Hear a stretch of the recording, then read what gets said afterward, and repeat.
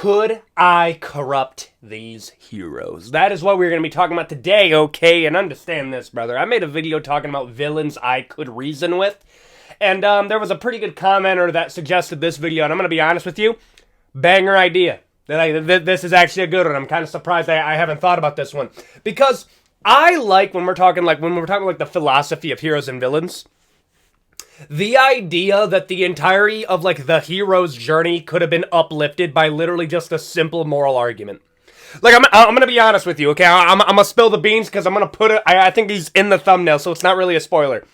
Batman has, and I've said this so many times, the most flimsy moral code I think I've ever seen in, like, any superhero ever, okay? But it does make Batman more entertaining when you look at it through the realm of...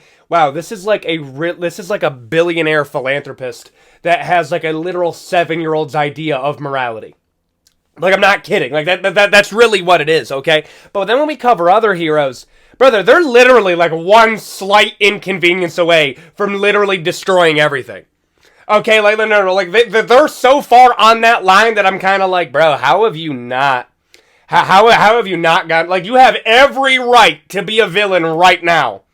How have you not gone over yet, okay? And that kind of gave me the video idea today. I'm going to be going over 10 heroes throughout fiction, some of the most iconic, and I tried not to cheat and do like an anti-hero because that's too easy. And I am going to rank them on how easy it would be for me to corrupt them, okay? Like from like a simple like argument that I could like bring forward that would change their entire way of life to like, I don't think they are corruptible, okay? Everybody, from Aang from Avatar: The Last Airbender, Batman from DC Comics, to Gojo Satoru from JJK. And many, many more, okay? We're going to be going through all of those, and I'm going to be ranking them on how easy it would be to corrupt them. If this video is entertaining you, please like, comment, and subscribe. We are trying to get to 300,000 subscribers before the end of the year. 500,000 before the release of GTA 6 is the goal. And hit the bell icon to stay notified. And with all that out of the way, let's get into the video. Let's go. Aang from Avatar: The Last Airbender. Understand this, bro. Okay, the reason that I bring up Aang a lot when we have, like, moral discussions is I will say this till the cows come home, dog. Aang is one of the best depictions of pure morality I have ever seen. No, and it's not, there's only one critique that I have on Aang, and that is why I kind of wanted to bring him up in this video. When Aang's morality is given to him, it makes complete and utter sense, because at the end of the day, brother, he is a 12-year-old. He's 112. Nah, he's a 12-year-old. Check your hard drive, okay? No. This is a kid that grew up with the air nomads, an extremely pacifist way of life, and was told not to take a life by any means. And this went so far into every aspect of his life that he wasn't a hypocrite at all. There are very few times where I do believe Aang is, like, goes against his own moral principles. In those instances, it's like somebody stole Appa, okay? And in that point, you can make the argument that he was threatening, not actually going to take anyone's life. And in that scenario, he's technically not compromising his own morals, because he's doing something that's like, yeah, you can threaten, but you can't actually do. And when we get to the crux of Aang's, like, moral principles, okay, not taking a life would be the one that I would have to break in order for his entire moral structure to crumble. And here's the problem. Aang is given almost unlimited power for his verse, okay? He doesn't really have to deal with a lot of spiritual enemies, and even then, I don't think he would really struggle, because it's less about taking a human life and literally facing a demon called the Face Stealer. That's another thing, dog. The fact that they just drop in, like, one of the most terrifying demons I've ever seen in, like, fiction. What do you mean? What's his name? Kovu the Face Stealer! What does he do? He takes your face! Okay, yep, we're gonna put this on Nickelodeon. I don't know how they got that cleared up, okay? I don't think Aang would have trouble, like, crossing the moral barrier to ice that demon. No. But he's having trouble getting rid of Ozai, because, yes, he does believe that Ozai, if anybody deserves to go, it is Ozai. And then you get into the crux of this moral argument. Is Aang, by breaking his no icing rule, does that make him break his own moral principles, even though the life that he is taking is somebody that even his own child is like, you have to get rid of him, Aang? This is a guy that if you were to get rid of him, there is nothing but upside, and if he is to stay alive, there is nothing but downside. And Aang, and this is my one critique of Avatar: The Last Airbender, He is given the easiest, safest solution to this moral conundrum. Oh, I'll just take away his power. I'll just take away everything that he can do, okay? The Fire Nation's built on strength. Okay, I'll take away your strength. You are no longer a firebender. You can't do anything. And the reason why I do critique that is because that is basically, like, imagine if I hit you with, like, the trolley moral conundrum, okay? I put you next to a train track. I give you a lever, okay? If you do nothing, one person is gonna go. If you pull the lever, 5 people are... No. 5 people are gonna go already if the train continues as normal, or you can pull the lever and you get rid of one person. Do you pull the lever and get rid of the one person, but you're responsible for that? Or do you do nothing and basically, like, nature takes its course? The equivalent to that would be like, and we'll give you at last second, you can just snap your fingers and everybody becomes untied. That's essentially what happens at the end of Avatar: The Last Airbender, and that is my critique of Aang. And not critique of Aang, my critique of Avatar: The Last Airbender, because they gave the easiest, safest solution to this otherwise very morally gray argument. Logically speaking, yeah, you should ice Ozai. There is literally no reason not to. Yes, you can portray, like, not even betray, but literally, like, no.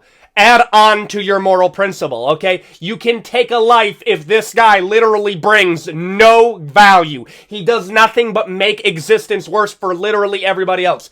In that scenario, yes, I think Aang should have done it, okay? And how would I attack Aang's moral argument? I would have to put him in the same scenario.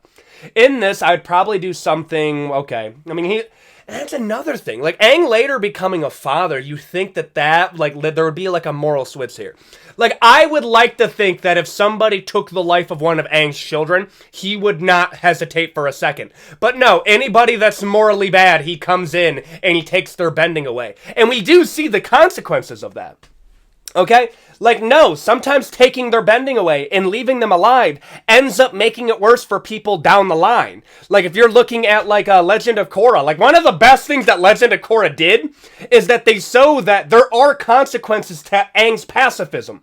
It doesn't completely and utterly get rid of the threat. It just pushes the threat later on. You can stop it now or you can stop it forever. And that is, like, the main thing that you're going to when you're looking at Korra. The problem with Korra's belief is that if you end the threat now, you create a martyr. That's kind of how Aang is meant to I think his name, Aang? I think it is. I think it is. I'm in a flow state right now.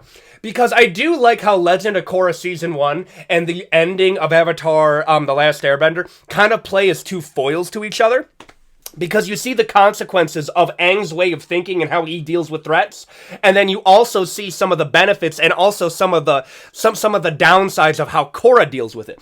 Do you risk creating a martyr by getting rid of this evil person, or do you risk creating a problem for somebody later by refusing to do what needs to be done? And I think that would be how I would pose the question to Aang, okay? Hey, are you going to take care of the problem now? Or are you just going to push it down and just hope nothing ever happens? And if something does happen, are you okay with being responsible for that situation if you don't have an easy way out? Yeah, you're Aang. You're the last airbender. You're the Avatar. You have almost unlimited power.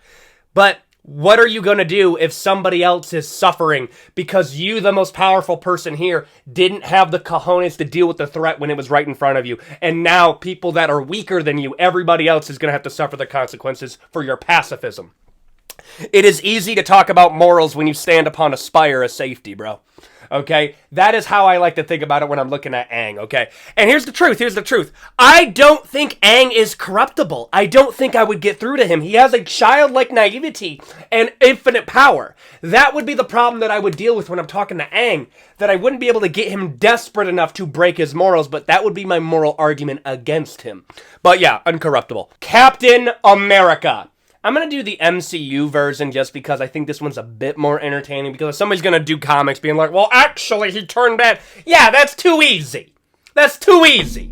I'm sorry, bro. When I'm looking at Captain America, the biggest problem that he has is his mind is stapled to an ideal that existed during the wartime of WW2. Okay? Like, understand this, okay? The world has become more complicated. It has become more gray. There isn't as many good guys and bad guys anymore. There is just a world of gray and a lot of people that seem to profit off of that. And the mindset that Captain America is coming into this new world in is that he wants to believe there's good. He wants to believe that there's a bad guy. He wants to believe that, hey, oh, that guy over there, that's the bad guy, but the guy over here, here's the good. But in reality, he's coming into a time where that no longer is a thing.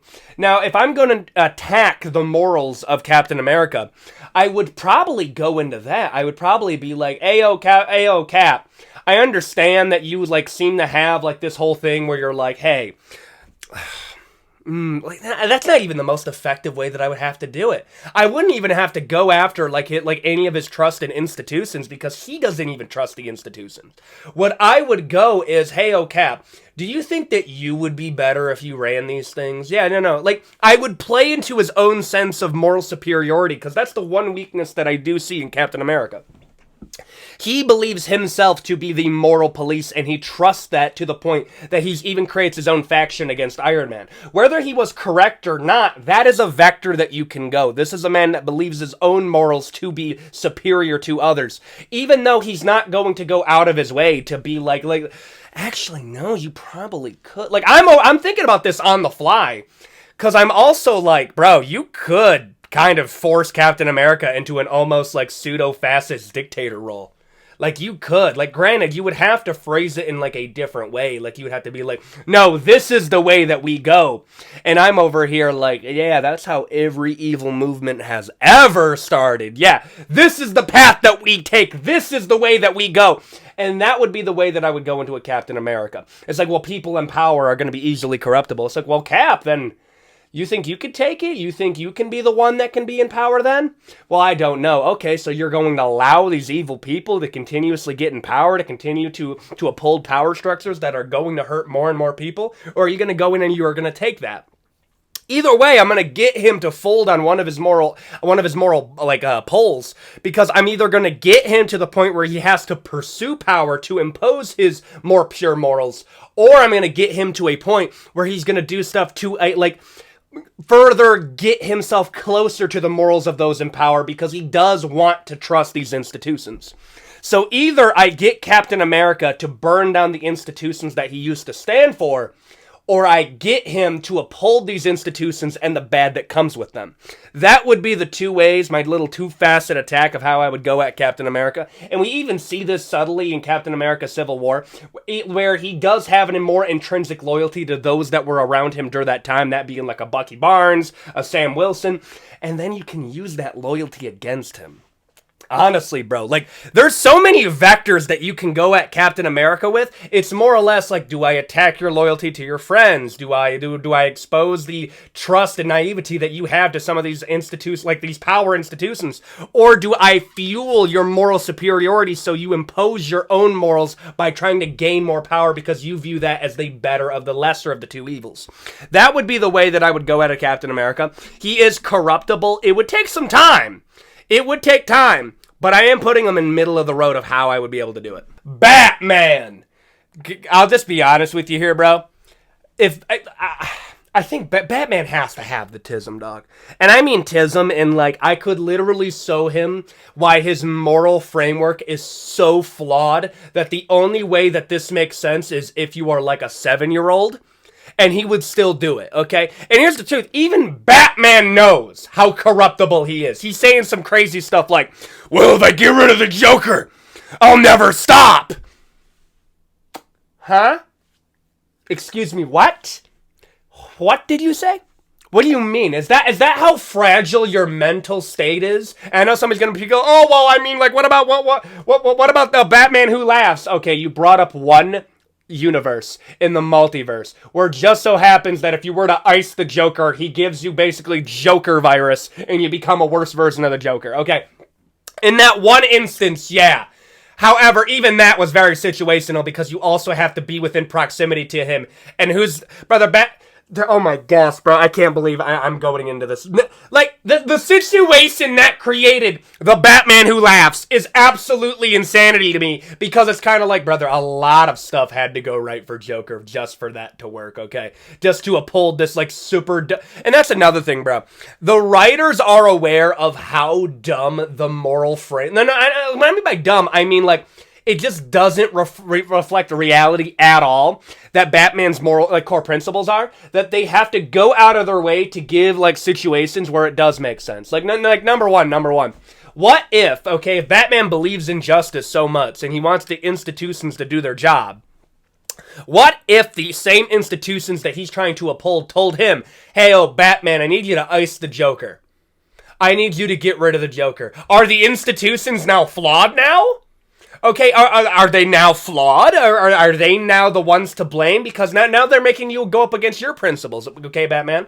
That would be the vector that I would take. Batman, are you a man of justice, or are you a man serving your own core principles, like, so selfishly that you don't care if Joker does more bad than you do good, and you are overall a net negative, or even a net neutral to Gotham?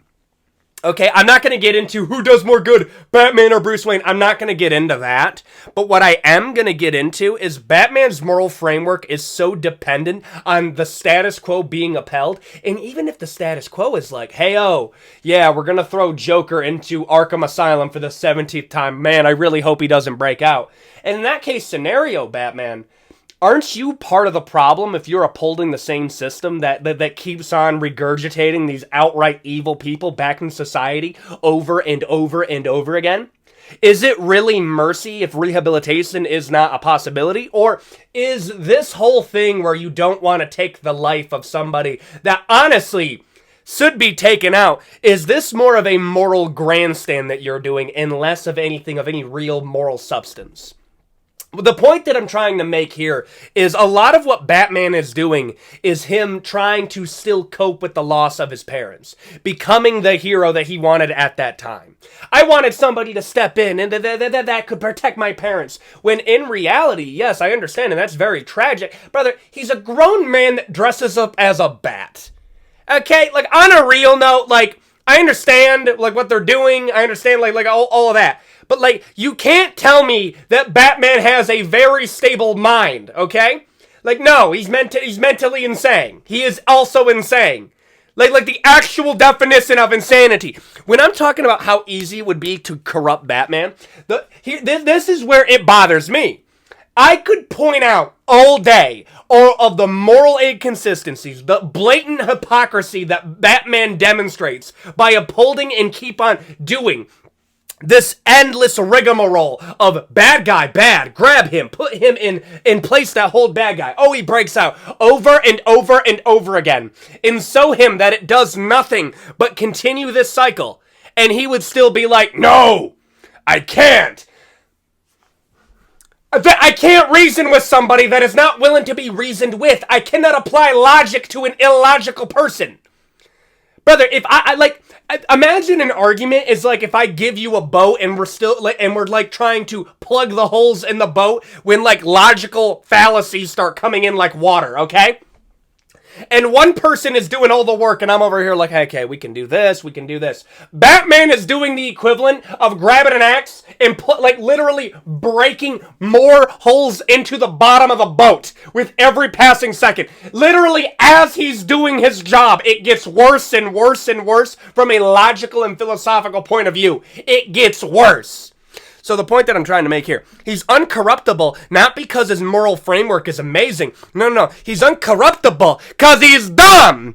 Okay? I'm sorry, but I crash out every single time we talk. I love Batman. I think Batman's a very fun character. I think he's and it makes the writing really fun when the writers are aware of how dumb his framework is. I'm putting it in uncorruptible, though, because if Red Hood couldn't give him, literally, the greatest argument against his philosophy I've ever heard, and Batman's still like, I won't do it. I can't. Red Hood made the most reasonable argument I've ever heard, and he did. Stop it. Uncorruptible. Spider-Man. Now imagine Batman, but actually, no. I think Spider-Man's better than Batman for how they do this, because Spider-Man will lock in and absolutely clock a foo if he feels like his loved ones are in danger. And I respect that. I do, okay? Batman is ultimately, though, a pretty young, semi-naive. He wants to believe in the best in all people, okay? But he also has that whimsy, okay? He has, that, happy-go-lucky, good, friendly neighborhood Spider-Man. He sees the grand spectrum of what people can be. And I actually think that does go like count more for Spider-Man. Spider-Man's actually seeing that like the fruits of his labors, how he's able to make New York a better place, how his way of thinking has actually helped people, and that's going to count against how I'm going to be able to corrupt him. Now, this is what's going to count for me. He has a very obvious attack vector. I just go after Mary Jane or I go after Aunt May. If I'm turning him into a villain, bro, I get rid of the core things that he wants to protect, okay? Like, now he has nothing to lose. If I get rid of that, and this would be the best way to do it. If you get rid of Mary Jane or Aunt May, just out front, okay, he's going to feel guilty about how he wasn't there, okay? And that's going to stick with him for a while, the same way that, like, losing Gwen Stacy messed with him for a while.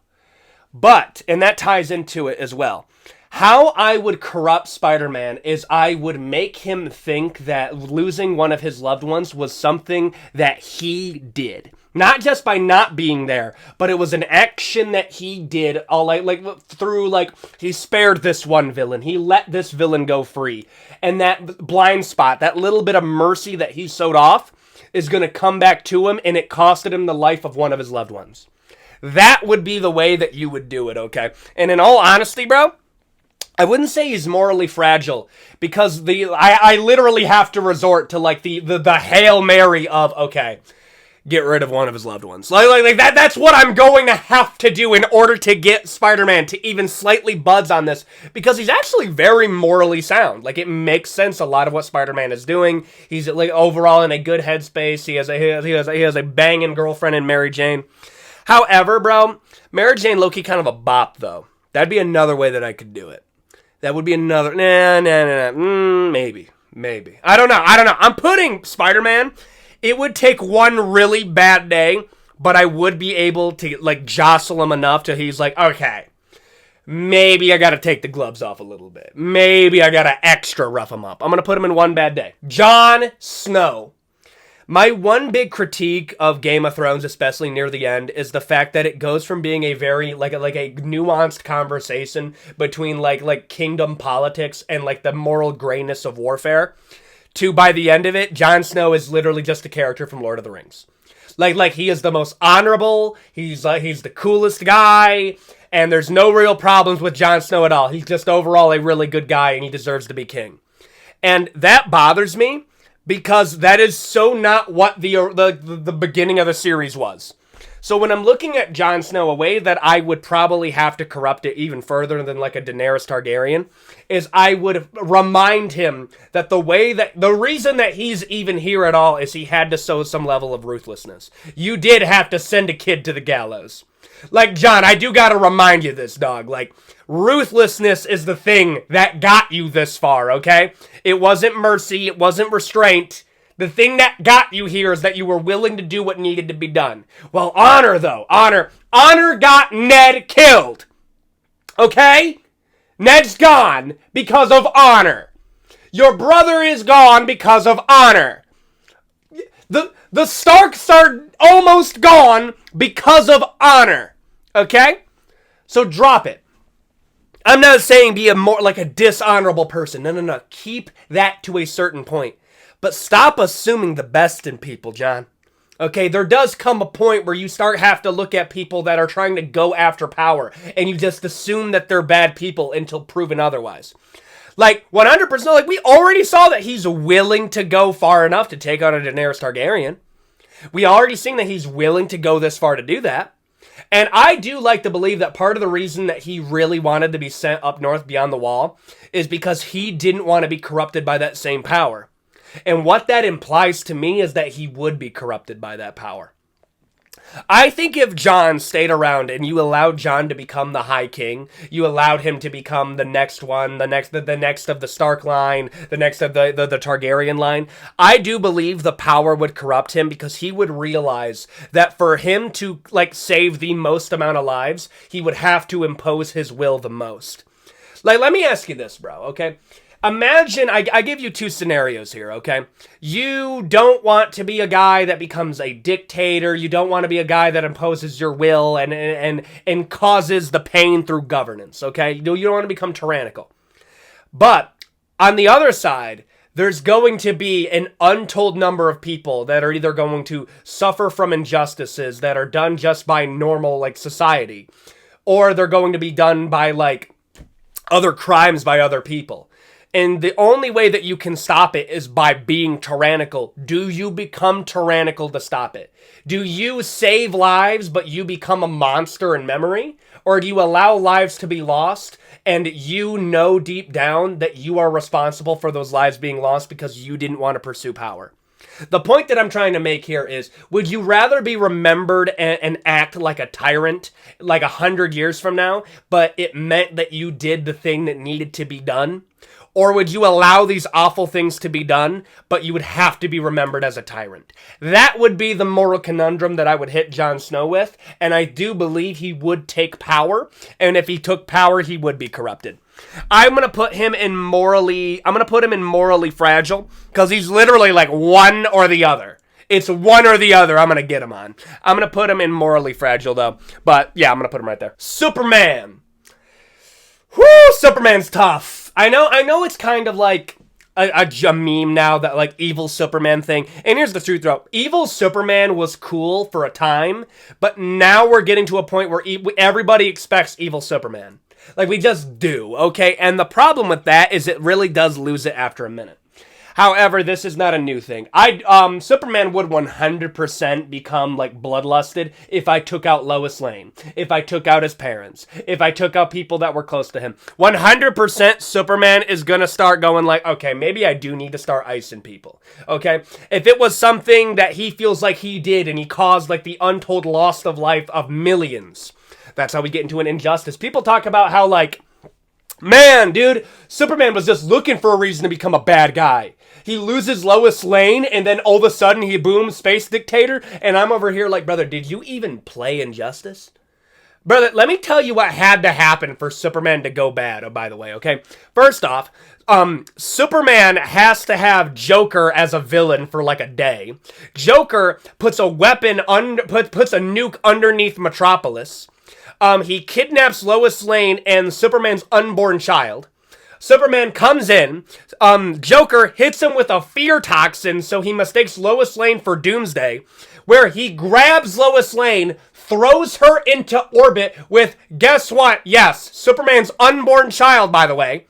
And when Lois Lane's heart stops, it triggers an explosion that blows up the entirety of Metropolis.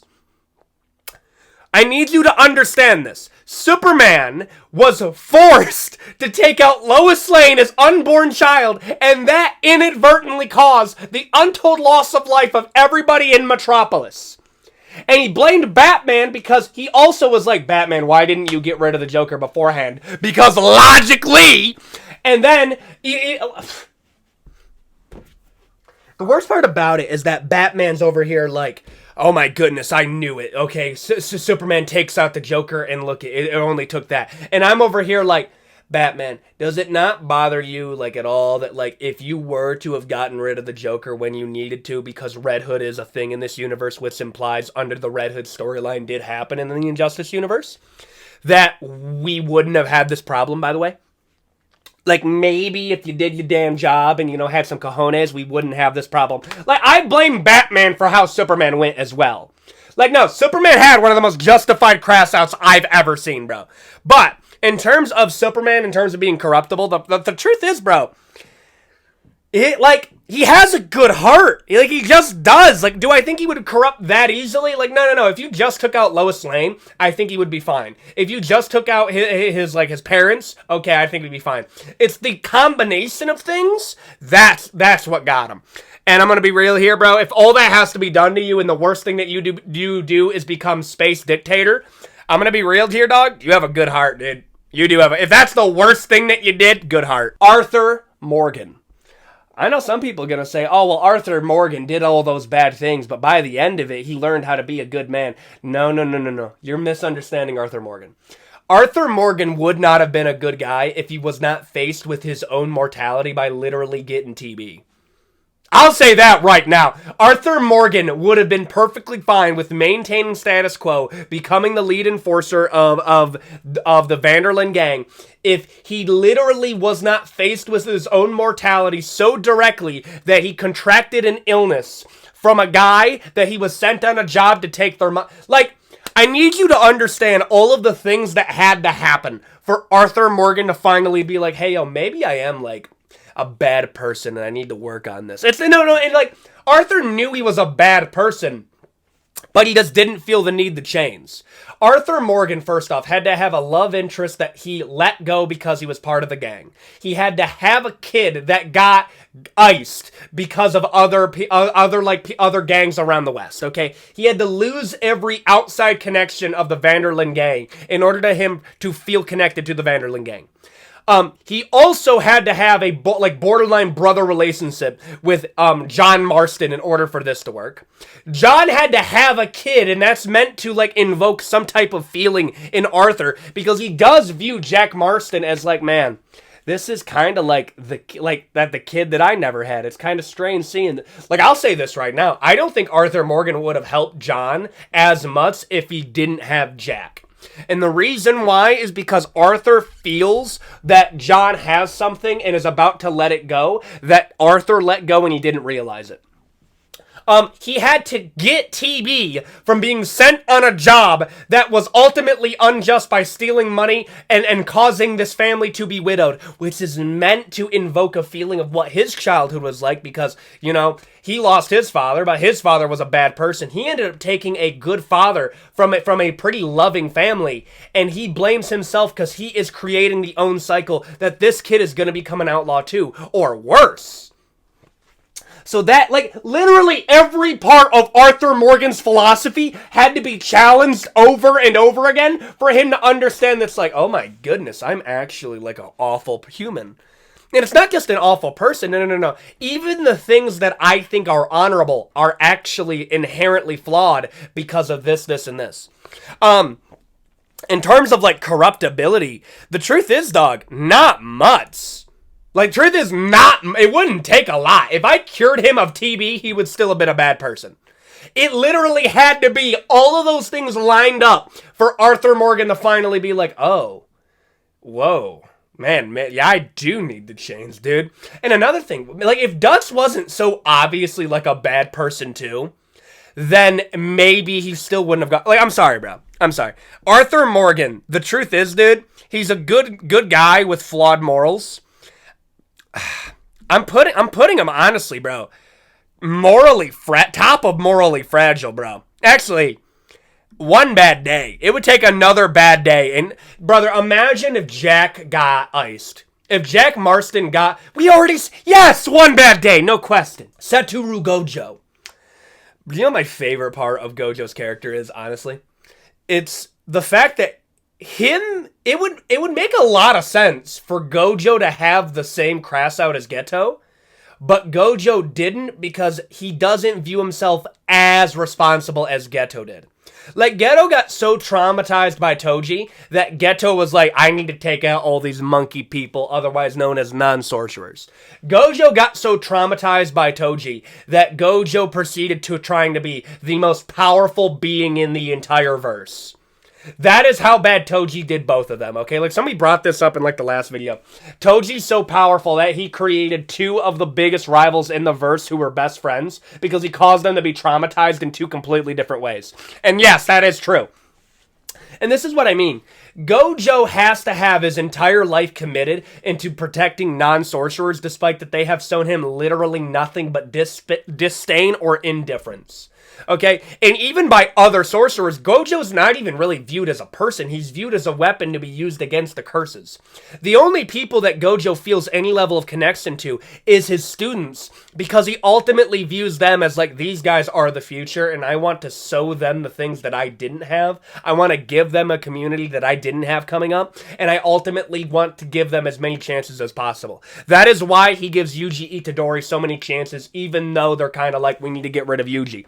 Because Gojo looks at Yuji similar to how Gojo was when he was around his age, being like, everybody views him as a liability, a weapon. But here's the difference. Gojo was viewed as a weapon that was so valuable that they didn't want to risk giving him too much. Like they didn't want to risk him becoming weak, him becoming a friend, him giving him anything other than he is a tool to do a job. They viewed Yuji as nothing more than like a liability, a curse waiting to happen.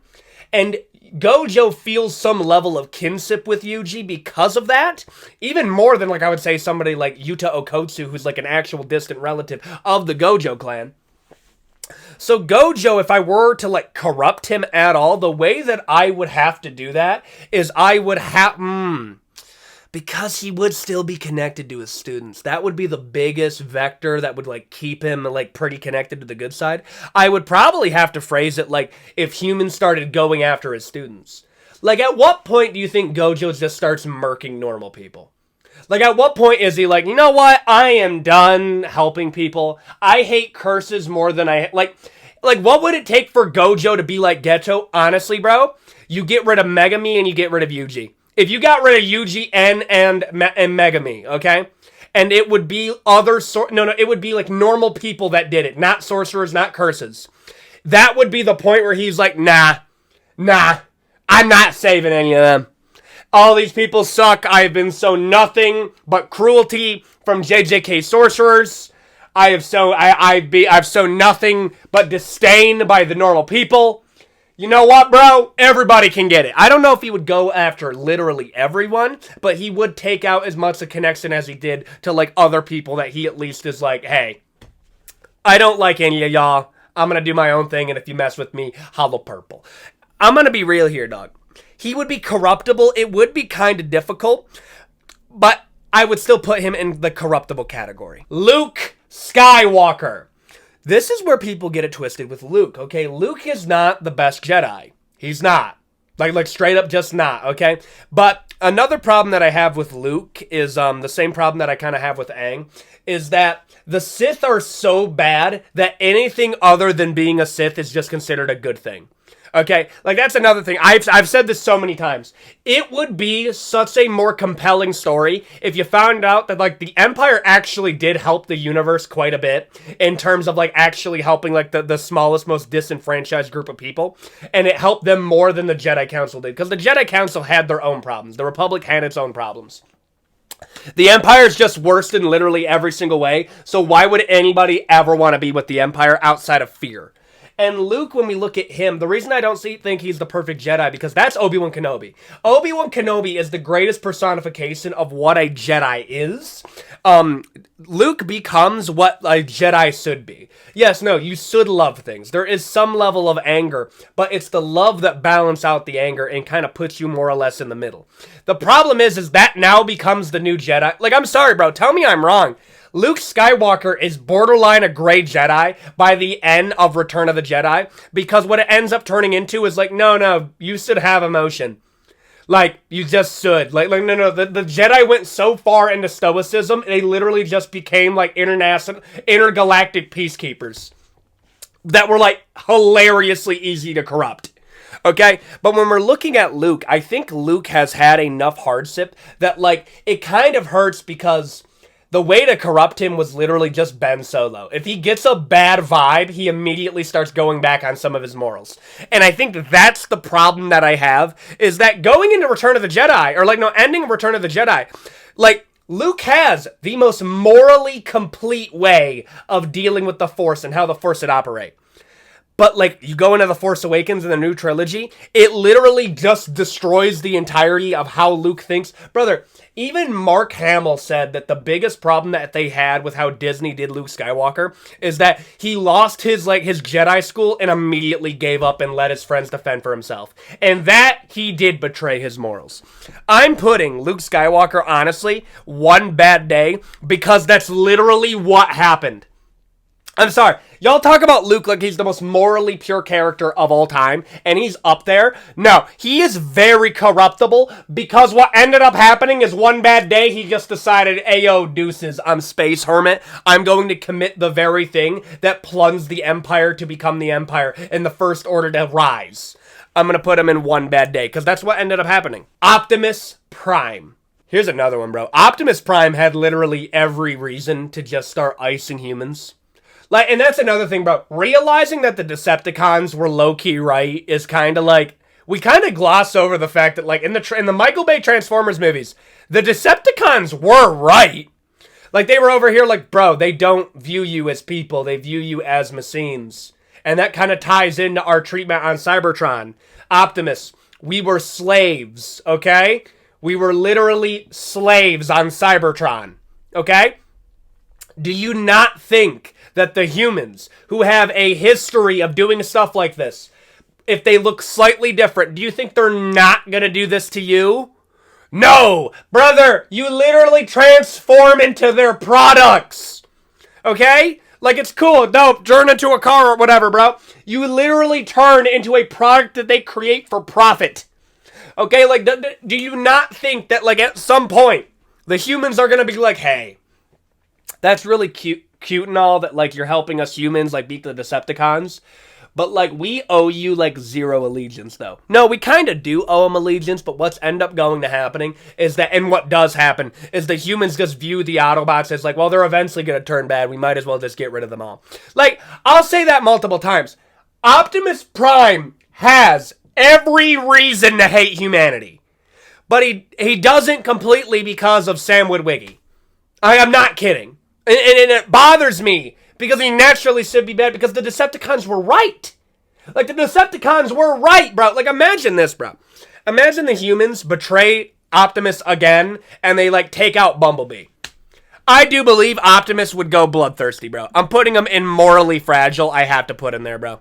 Morally fragile. I'm putting him right there. Like, I would actually say, bro, honestly, man, yeah, top of morally fragile to one bad day. It would take a little bit, but he would break, bro. And there you go. Those are 10 heroes and how corruptible they are. If you enjoyed this video, please consider a like, comment, and subscribe. We are trying to get to 300,000 subscribers before the end of the year. Hit the bell icon to stay notified. And if you like videos like this, leave a suggestion in the comment section down below. This video was made because of a suggestion that was made on a video a while back. So yes, I do see these. And if you like a video idea, like it in the comment section down below, and I will take a look at it. Okay, with all that out of the way, I will see you all in the next video. Thank you for watching, and I will see you all next time. Adios.